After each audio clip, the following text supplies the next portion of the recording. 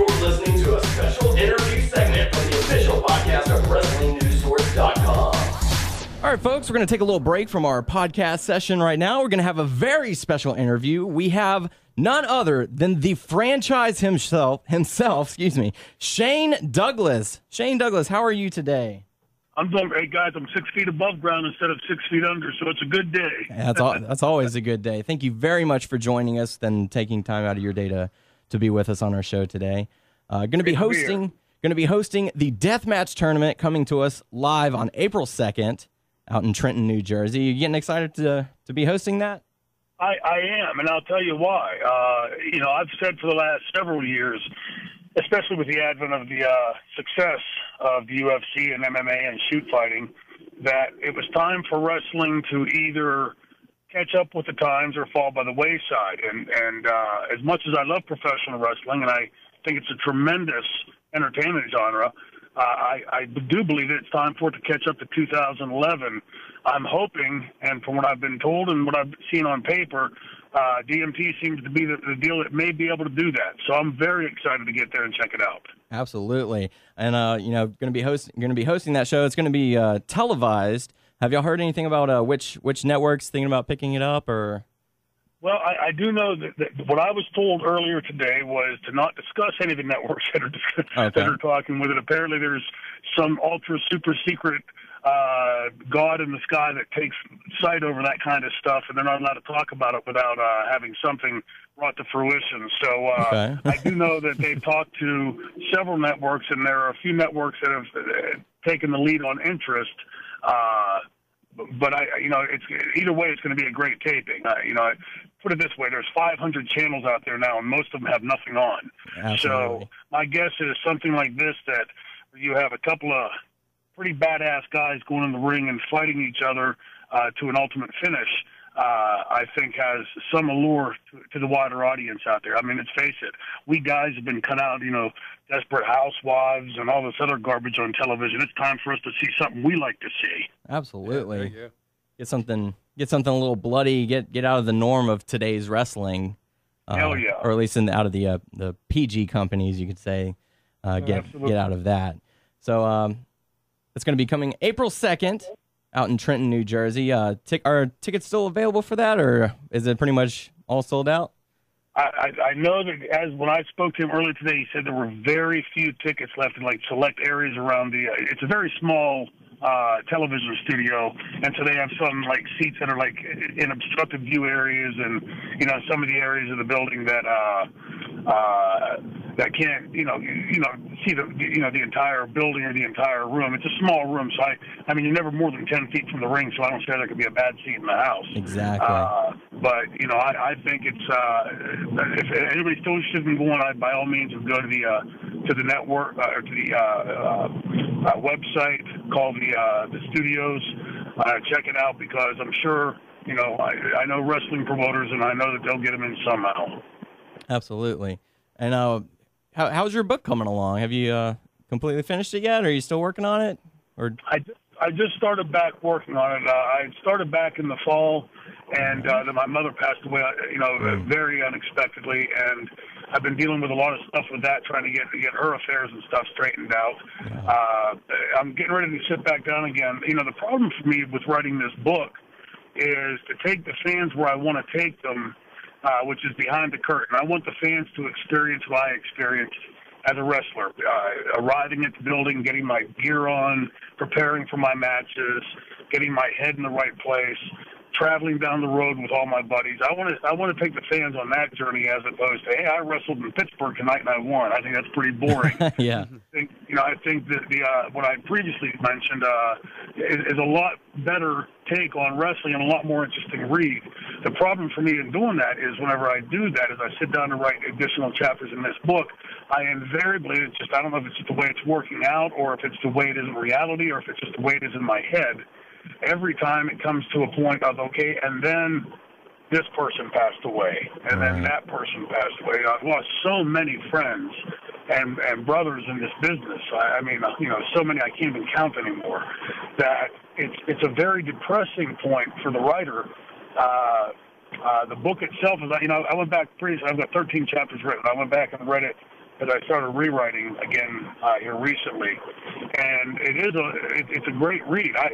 For somebody, I'm also a fan of the business, so had I not experienced it, I was reading it for the first time. It seems like it's what I hope it to be.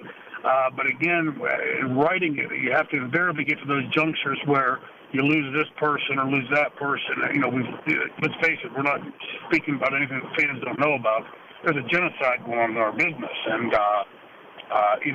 for me, having been in so many territories, so many of these guys I've known, were my brothers. I mean, these guys I traveled with and trained with and worked with.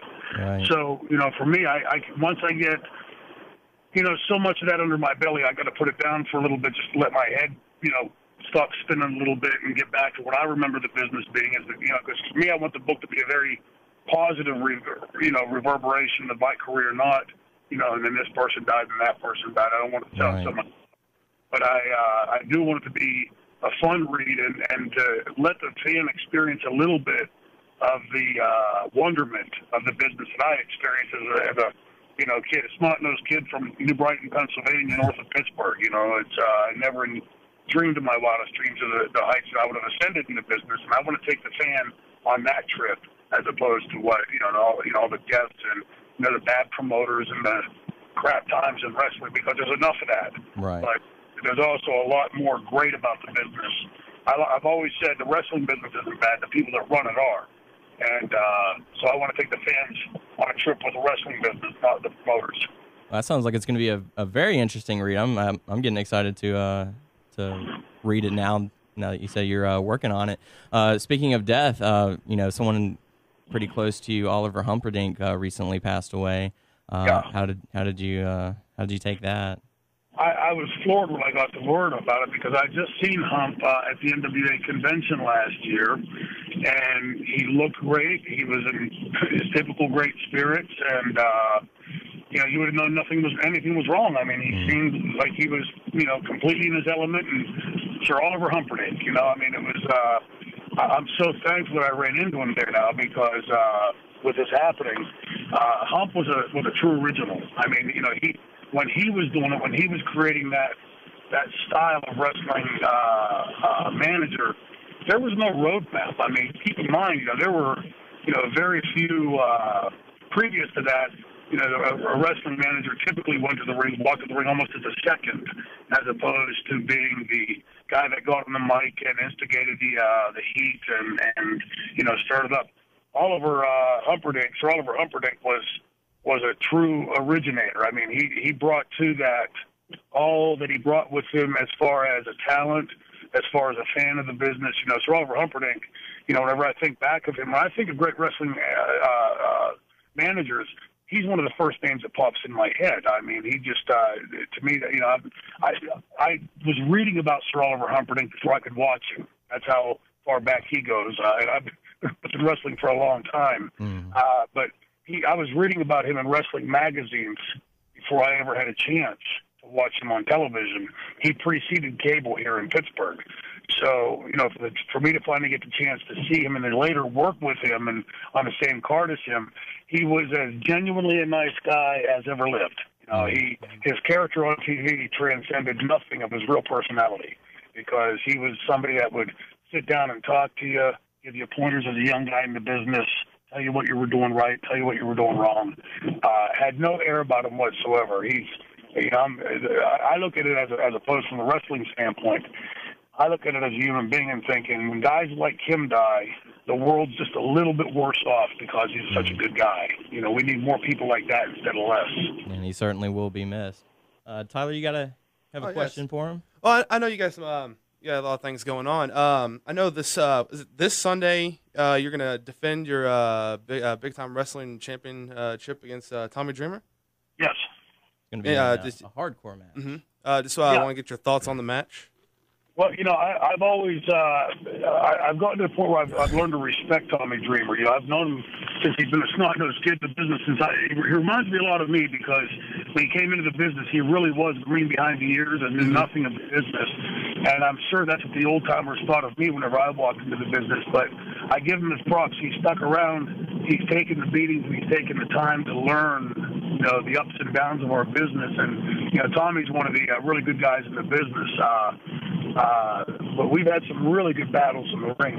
Tommy's one of those guys that I appreciate working with. I appreciate wrestling because no matter how hard he beats on me or I beat on him, it seems like we always have a great match. There's some kind of chemistry between the two of us. And I'm looking forward to it.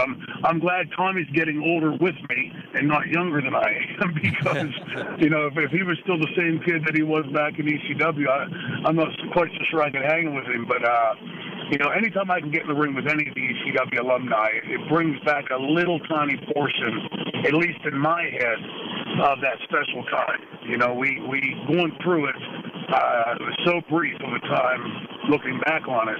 But going through it, we were so busy running the company and taking care of business that none of us really fully appreciated what we had there. And, for me in hindsight, I've come to really see full circle and, man, how much I miss ECW, how much I love ECW, how much I miss the fans of ECW. So anytime I can get in the ring with a Tommy Dreamer or a Sabu or a Raven or a Sandman or whoever from ECW, it brings a little bit of that back to me. I'm always appreciative for it. Cool. Absolutely. Oh, yeah. We have some fan questions, and this one comes from Doug. It says, the franchise, Candido, Bigelow version of the Triple Threat was always my favorite. Can you share your thoughts and or memories on the late greats Chris Candido and Bam Bam Bigelow? Yeah, I'm glad he asked that question. I appreciate the question. For some reason lately, I've really been missing those guys even more so than I don't know if it's because of my mother passing away and bringing the whole thing back up in my head, but I've had the pleasure of wrestling some of the greatest wrestlers in the history of the business and working with some of the greatest performers in our business, in the history of our business. But I can honestly say that Chris Candido and Bam Bam Bigelow were more than just co-workers or co-performers or whatever with me. They were like brothers to me. Bam Bam, besides my mother, Bam Bam was the only person who called me by my shoot name in the business. Everybody, even my wife called me Shane. Bam Bam always called me Troy. And because of that, I always looked up to him and had a sort of affinity as like an older brother to me. And Chris was always like a little brother to me. It was always like he looked up to me for some reason, and we had a great time. There was something unmistakable about the three of us. I don't know if it was having had similar careers or career trajectories, but there was something in magic. When I first conceived of Triple Threat, and it was Benoit, Malenko, and I, that was obviously three great wrestlers, but it didn't have the chemistry or the magic that Bam Bam and Candido and I had with Francine.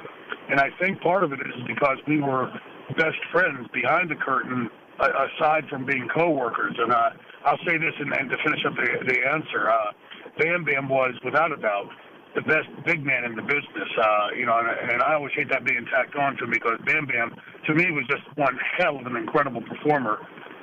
That was larger than life, and he, to me, was always what wrestling was about. And Candido, I was always jealous of him because he was so damn talented that he could wake up out of a coma and go to the ring and have a 5-star match. And I was always working 3-4 days ahead of time just to try to have a decent match. To Candido, it came to him as easily as breathing. And those guys were the best. I missed the hell out of them. Wish I could see him, but I'm just so proud to have been able to work with them. The chance that I got. Absolutely. Out of all the people that you've never had a chance to fight or wrestle at, who would you like to have a crack at? I would have liked to have wrestled the Andersons, Ole and Gene, whenever they were in their prime, just because they were such a quintessential tag team. They sort of personified what tag team wrestling was all about. For any young wrestler working the business today, here's a hint. Go back and watch tapes of those guys, and you'll learn a little bit about the business. They were, to me, the greatest tag team that ever performed in watching them. So I would love to work with those guys. I would have loved to have gotten a chance to work with Steamboat, against Steamboat in his prime. Whenever I was at my peak as a heel, I think we could have a hell of an angle and matches because he was always such a great performer. I would have loved, and obviously it's going to be the pinnacle of it. I would have loved to have had Ric Flair in the ring at his best and at his prime, when I was at my best and at my prime, because I just always had something personal to prove there with him, and I've never ever in my mind or publicly mentioned or thought that I was on the same level as him. He was truly one of the iconic performers of our career, but as a man, I'm 10 times the man that he's ever been. And so I would love to be able to step in the ring where he couldn't say, well, yeah, you're 10, 15 years younger or whatever. I was at my best. He was at his best, and we'd find out who the best was. Do you feel that Ric Flair, during his tenure in TNA at the moment, do you think this is just tarnishing his legacy? I think Ric Flair's been tarnishing his legacy since 1990. You know, at his 40th birthday, 1989, 1990. You know, he could have very easily walked away from performing in the business and still been, you know, a huge draw. I mean, let's face it, for an icon like Ric Flair, there would always and will always be some place for him. I think he's done more to tarnish his career than anything I could have ever said or did, than anything anybody could have ever said or did. Right. I look at him now, and I see him trying to perform. Instinctively in the back of my head, I keep on seeing that 30-year-old, 29, 30, 31-year-old Ric Flair that nobody could stay up with in the ring. And, you know, and that's what I recall whenever I look at him now. I mean, let's face it, we're all getting older and can't do what we used to do. Some of us have chosen to take a different path as opposed to continue on trying to make a living full-time wrestling on TV in that fashion. You know, so for me, I look at it and I think, you know, it's a shame that he's had to stoop to that. But and there's where I'll stick up for Rick for a second. And this will be the first you'll ever hear of this. Our business is very unkind to the older performers. Unlike football or baseball or basketball that have unions and have players associations that are able to steer certain money their way, which the NFL players have proven just recently had to fight for, but they still have it for them.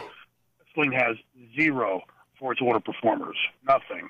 And, you know, so, and we don't make anywhere near the money that the other professional athletes do. So I think it's time that somebody like Vince McMahon, who's monopolized our industry, starts to get pressed a little bit about this type of question as opposed to, you know, whatever his daughter or son or his wife is running for or whatever. He needs to be still being held accountable for the industry that he's monopolized and controlled for over 20 years. Absolutely. I have a question for you, Shane. This is Jordan. I was just wondering what your opinion is on the current Jeff Hardy situation in TNA. What your opinion of what he's done to himself and his career over the last 6 or so months. Well, it's, you know, really it's not for me to say publicly, you know, about his personal life. I will say this, I'm worried about him. Yeah. You know, I'm worried about him because having been in this business this long, I've seen far too many names that have walked the path that he's walking end up at the end of an obituary as opposed to end up on the top of the pile. Yeah. So I'm worried for him. I know Jeff just in passing in a meeting and to say hello to, we're certainly not strangers to each other, but we're not best of friends. I wouldn't for a second presuppose that I have the right to tell him what to do with his personal life, but I am concerned about him. What saddens me is that TNA hasn't held his feet to the fire. If they don't do it, nobody will. If the people that are paying him won't hold his feet to the fire, nobody will. That's the last thing an addict needs is anybody enabling them to continue on the path that they're on. And to me, I find it objectionable at best, disgusting at worst, that an entity like TNA would allow what appears to be, by all accounts, a train wreck and utilize it just because they can make some money off of it. Yeah. That, to me, is the real travesty here. That's the question that people should be asking is why isn't TNA, why aren't the powers that be at TNA holding him accountable? And maybe they are. Maybe there's something going on behind the scenes. I haven't seen any overt sign of it. And that's what I would like to see somebody do is because Jeff is an incredible performer when he's on. And he's a hell of an entertainer. And so I would much rather be able to watch him for the next 20 years than read about him in next week's obituaries. Yeah. Absolutely. So you'll be hosting the deathmatch tournament. You also be wrestling in the Big Time Wrestling this coming Sunday. What other projects do you have going on for you? Well, I'm working on the book right now. I'm working at probably the hardest I've ever worked at being a good daddy. It's got a 9-year-old and a 5-year-old who literally run me ragged. It's the most enjoyable thing I've ever done in my life. But I am, I'm looking towards the next major step in my life. I don't want to be 60, 62 years old and still performing in this business. I'm currently 47. I'm wrestling right now, a few weekends a month because I enjoy it, and I enjoy the fans and performing, and that's the part I really miss is the performing. But I don't want to be doing that 15 years from now. To that end, I've been contacting several schools. I've interviewed with Carnegie Mellon University, and I'm just today made some contacts with University of Pittsburgh about getting my master's degree started. Oh, very nice. Very nice. I'm eager to. School never intimidated me. School always came easy to me, and I was blessed to have a very long wrestling career. But I'm ready now and eager to get started on the next educational platform, whatever that's going to be in my life. So that's the big thing I'm looking forward to. Very nice. Also, here you're going to be involved with the Hero Walk for 2011. Yes, that's something I'm really fascinated by. I was contacted by the Wounded Warriors Project, which for anybody, as a loud car goes by, for anybody that doesn't know what the Wounded Warriors Project is, it's I don't want to use the word charity. I want to say organization because it's not really a charity. It's an organization that helps soldiers who have been life-alteringly damaged in the war assimilate back into society back here in the States and help make them, the suicide rate among men and women coming back from the war is exponentially higher than among the general population. And, there's all kind of other, statistics that you can throw in there. But to me, that's the one that says it all. And I've always been in awe of these soldiers. There's a lot to debunk and deride about today's younger generation with their pants hanging down around their asses and whatnot. But these soldiers that have gone over and fought in Afghanistan and Iraq and around the rest of the world for us, they're a special breed of people. I've met thousands of them in the last, 7, 8, 9 years, and I'm in awe of what classy people they are. What strong-willed people they are, just incredible human beings they are. And I for me, I can take a step away and take a slap at myself for a second. In the overall cosmos of things, what I do and what I've done as a professional wrestler is pretty unimportant in the overall cosmos of the universe. I mean, let's face it. I'm not curing cancer, and I'm not finding a cure for AIDS or, healing sick babies. I'm pretending to be a wrestler and entertaining fans to some small degree. But these guys are going out and defending our liberties, what we take for granted every day, which I think far too many people take for granted every day, me included. And the Wounded Warriors Project helps these men and women assimilate back into society after they've been life-alteringly damaged in the war. I met a gentleman, I'm not sure if he allows me to mention his name, so I won't mention his name on air until I know I can. I met him and had dinner with his family this past week, and what an incredible guy. I mean, he's been blinded. He had some an IED go off near his vehicle, and a 1 inch by 1 inch by quarter inch piece of steel inserted into, shot into his brain. Oh wow! Oh my! Blinded by that, but this guy has not lost a thing. His sense of humor, his zest for life, his interest in other human beings is so incredible that it humbles you to sit next to him. Here's a guy who's been blinded and, spent, I think he told me, 9 or 10 months in the hospital and, better part of the last 2 years rehabbing.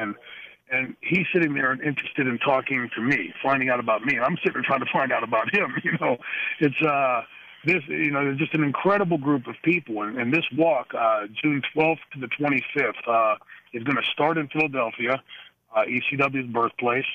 And it's going to see the rest of us. If my schedule allows, I'm hoping that I can get the entire 2 weeks off away from the business. But if I can't, I won't. But if my schedule does allow, I'll be walking the entire way across Pennsylvania, from Philadelphia to Pittsburgh and beyond, over 300 miles in the 2 weeks. And for me, I'm just so damn excited about it because there's going to be, a bunch of these soldiers on the walk, their supporters and their families, and there's going to be rest stops along the way where there, be sort of rallies and things. It's just, to me, I can't think of any damn thing better I could be doing June 12th to the 25th. And what a humbling experience to be able to be involved in something like that. I'm so thankful that they asked me, and just going to do everything I can to try to make it a successful walk. Absolutely. I just pulled up the information for that. Go to the website, paherowalk.org, also woundedwarriorproject.org. The franchise, Shane Douglas, thank you very, very much for taking some time out of your day to join us. Appreciate it, guys. Thank you. Have a good night now. You have a great day. Thanks, man. You too. Bye-bye.